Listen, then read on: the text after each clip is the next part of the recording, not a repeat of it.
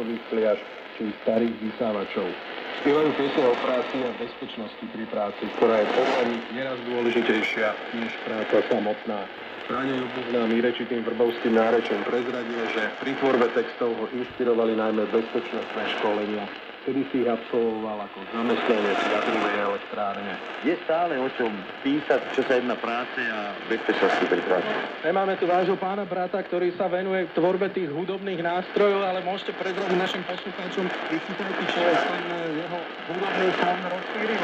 Máme tam napríklad jednotná rolnická elektrická gitara, to je reel s motikou, normálne struny a cez booster ho valím.